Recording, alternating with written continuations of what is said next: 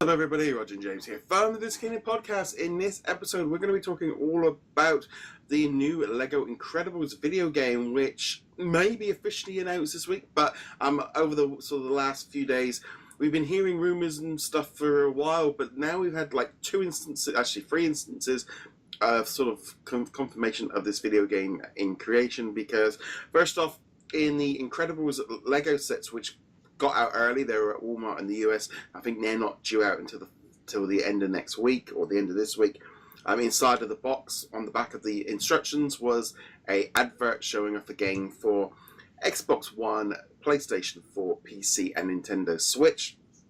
So that was our first kind of thing. Then we've also had some retailers as well putting up images of the box art for the Nintendo Switch and also the PlayStation 4 version.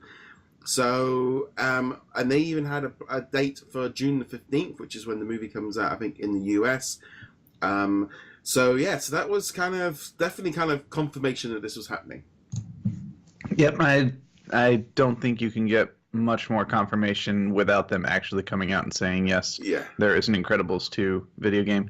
And I wouldn't be surprised if they announce it today, the day this goes up, simply because at this point, they kind of have to. And unless there is a very specific spoiler reason or embargo reason that they can't reveal it, because we've seen that happen in the past. We saw that with Disney Infinity multiple times. But the cat's out of the bag, and everyone who cares knows at this point. And then the casual audience, of course, will find out when it hits shelves, regardless of when it's announced. So, well, I'm thinking if the Lego sets are out on April 1st, which is obviously this Saturday, those sets will be Sunday. Those stores are gonna that advert is gonna be out this week officially. So I can't help but feel it could easily just be up at any point today or tomorrow. As far as I'm concerned, it's called LEGO Incredibles, the video game. They're not particularly saying Incredibles 2, which was the first thing. I can't help but feel this is going to be like a hybrid between a lot of content from the first movie and probably a little bit from number 2. I almost feel like in these situations, sometimes the second movie, they haven't got quite as much information, so they kind of just fluff in bits on that. Yeah, we don't know how much access they've had to Pixar, although I wouldn't expect that they've had the same kind of restrictions that, say, the Star Wars teams had. Having said that, on the one hand, I'd be perfectly fine with it just being a rehash of Incredibles 1 and Incredibles 2 or whatever they can show from Incredibles 2.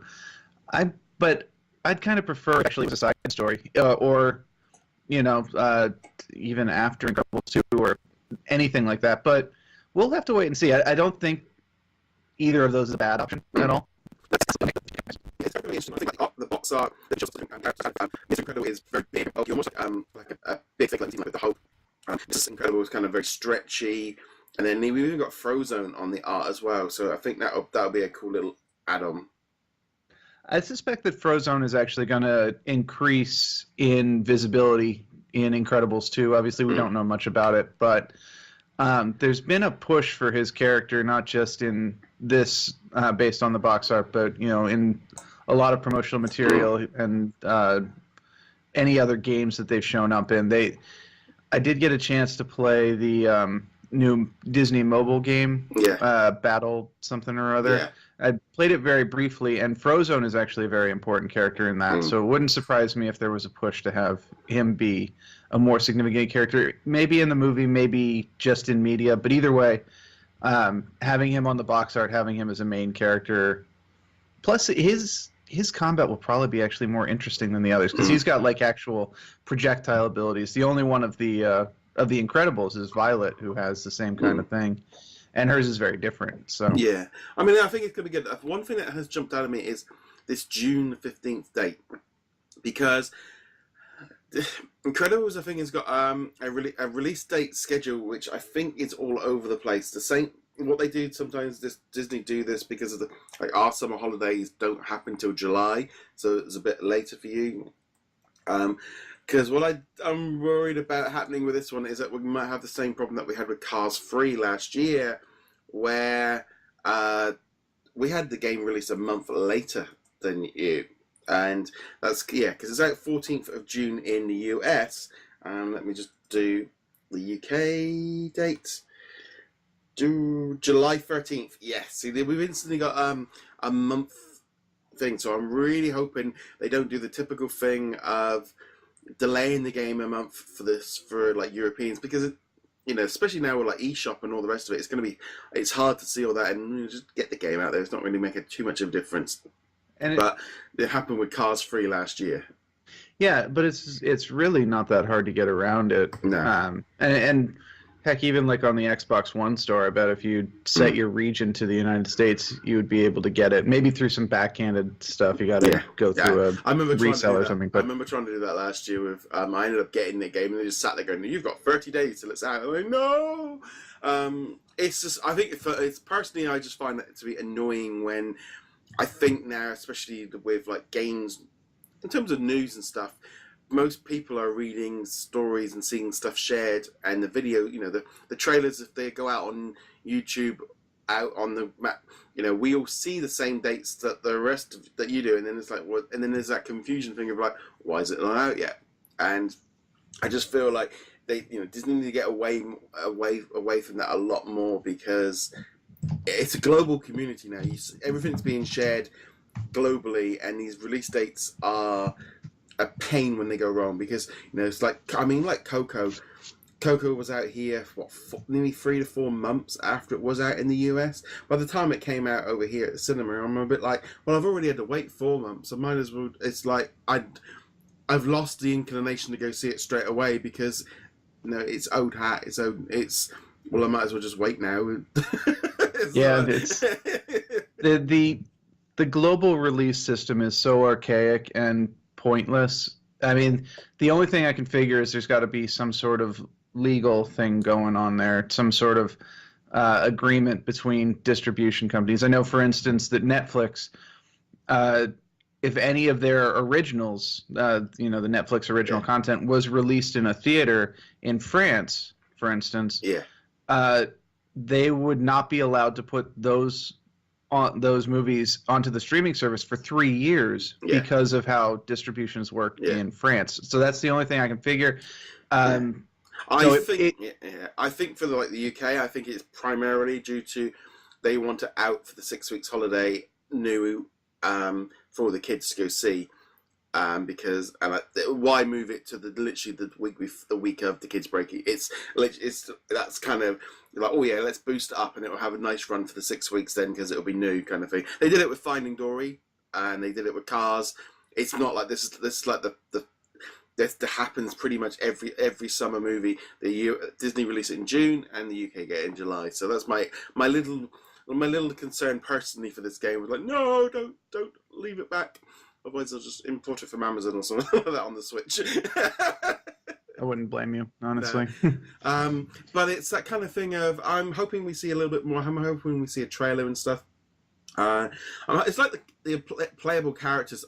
I don't think it's going to have a roster as deep as, for example, maybe like Lego Marvel or Star Wars. But I wouldn't be surprised if there was some like deep cut characters playable, and also even some other Disney characters thrown in there as a little bit of play stuff. There's a lot less for them to play with, but then you're going to have different variants and costumes stuff. But I kind of will also hope that the roster is a lot smaller, and they actually fine tune it a little bit, because I think jumping between 6 characters is actually enough. I see that wall of Lego characters on my, I'm just like, I ain't gonna play with all of these. See, I don't think it's as big a problem with Marvel, because all the characters are relatively interesting and they're pulling from superheroes for the most part.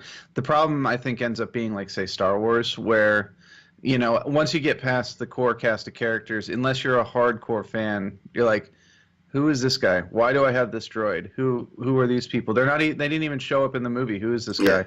And then, of course, they all have the same power sets. So, you might have a unique combination of how the powers are combined. You might have the one guy who can shoot the red beams that cut the gold bricks, and also shoot the missiles that destroy the silver bricks, while this other guy can do gold bricks and digging. But you don't need 50 bajillion different combos for each one. So yeah, I actually would like it to be a smaller cast.